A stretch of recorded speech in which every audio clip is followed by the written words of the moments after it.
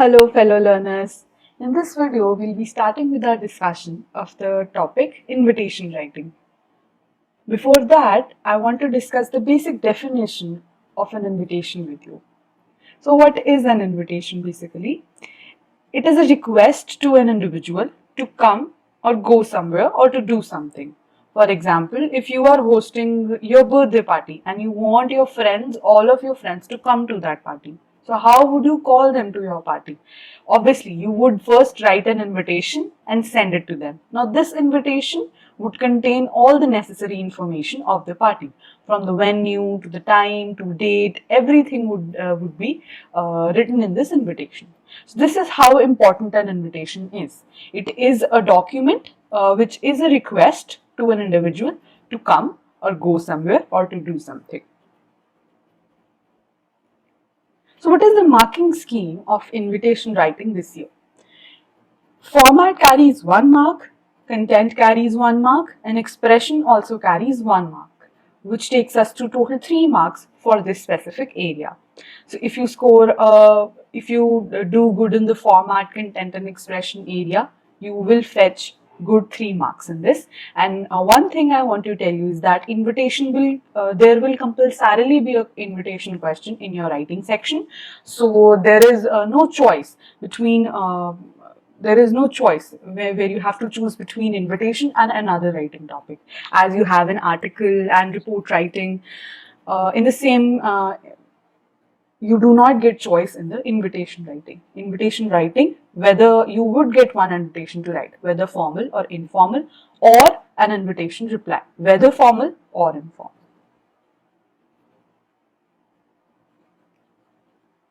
So now we'll discuss the format of an informal invitation. So what is an informal invitation?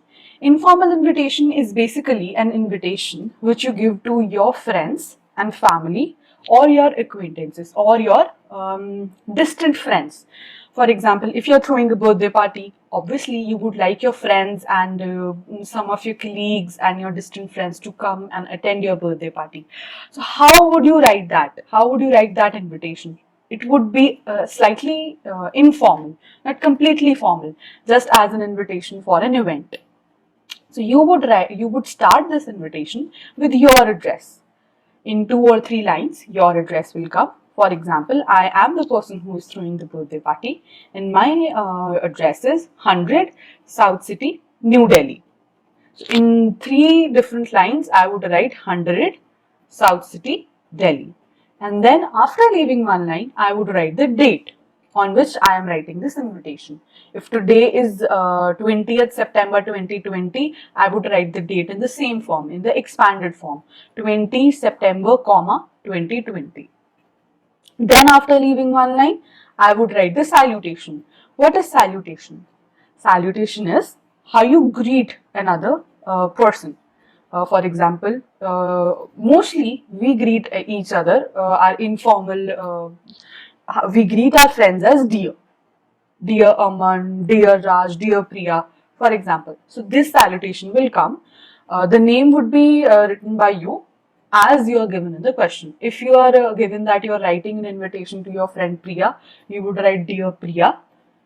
And in the same way, if you would be given, you are writing an invitation to your friend Arjun to attend your birthday party, you would write dear Arjun here. So basically, salutation means dear plus the name of the person who would be receiving this invitation. Then comes the main body of your invitation. In this, you invite the person to the specific event, give them details, and then you close your invitation.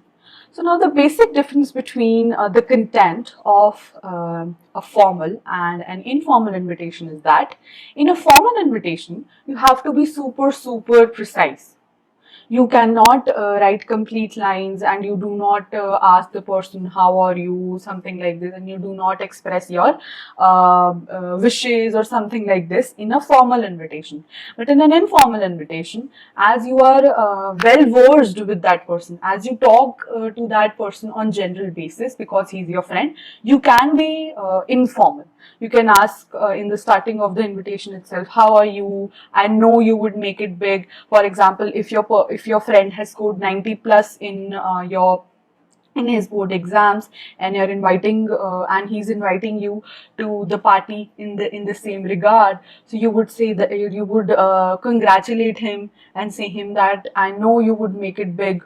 So something like this. Some little details, some extra details can be added in the informal invitation. You can be more expressive in the informal invitation, whereas in the formal invitation it is not the case. You are formally inviting a person to an event, and you should be super precise. Then after the content comes your complimentary closure. Closure is basically how you close your letter, informal or formal letter. In the same way you close the informal or formal, in the same way you close the informal invitation with the help of yours truly, yours lovingly, yours sincerely. These types of closures can come in the end of the informal invitation, and after yours truly or yours lovingly, your names come in the end. So this is how the format of the informal invitation goes about. Now we'll move on to the format of a formal invitation. In this video, I would be discussing the card format of the formal invitation, and in the whole every video of invitation writing, I would only be dealing with the card format of formal invitation. So how does this card format of a formal invitation go about?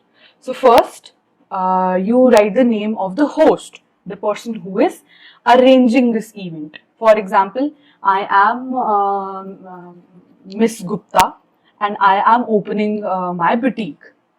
In the inauguration of my boutique is happening next week in my city itself. Okay. I have opened a boutique in my city itself, and I am holding an event for its organization. So first of all, how would I invite another person to this event?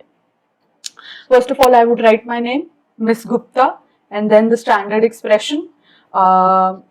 Invites your company, invites the pleasure of your company, requests your benign pleasure.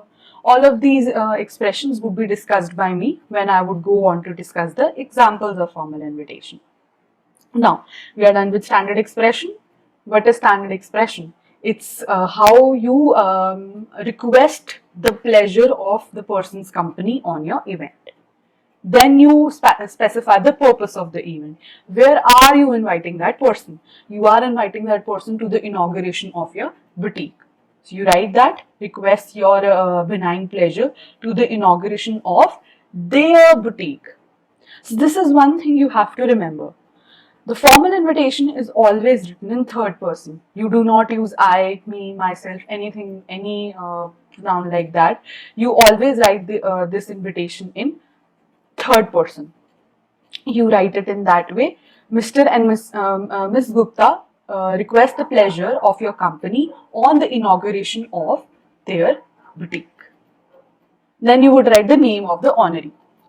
So there is a slight confusion when you have to include the name of the honoree or not. So in case when you are inviting a special guest to your event, for example, let me continue the same example only. If you are inviting an actress to the inauguration of your boutique, so you would write the name of the honoree in bold letters in the center after you specify the purpose of your invitation. Whereas when you are inviting any other guests except from the main guest, the chief guest, the attraction of the event, you do not mention the name of the honoree. Because it's evident, because you're sending the invitation to them directly, it is evident. So when you are inviting someone special, someone who would be acting as the chief guest of the event, you mention the name of that honoree after you specify the purpose of your invitation. Then after that, you write the day, date and time of the event. For example, I would be holding the inauguration on 20th December 2020, 10 a.m. onwards.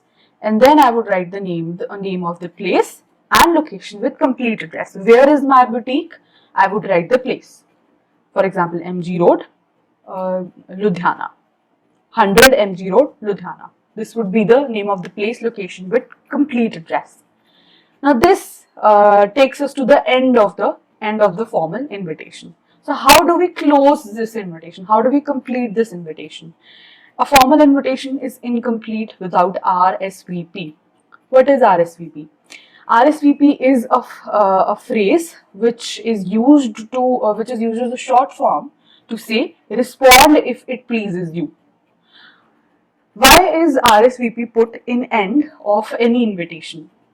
It is put there because you want the invitee, you want the person whom you are inviting to respond to you as early as possible with a confirmation or the rejection of the invitation due to some prior commitments they have, so that you could arrange your event according to the number of guests who are coming. So this is the reason why we give RSVP in the end, so that all the guests who are willing to come and who are not willing to come can contact the host with the given telephone number or the address which he or she has mentioned in the end of the address. So that is why RSVP is an important aspect of formal invitation, and it comes in the format aspect of your marking. If you do not mention this, you will definitely lose a mark. That's all for the day. Thank you and have a nice day. In the next video, we'll be discussing some examples of formal and informal invitation.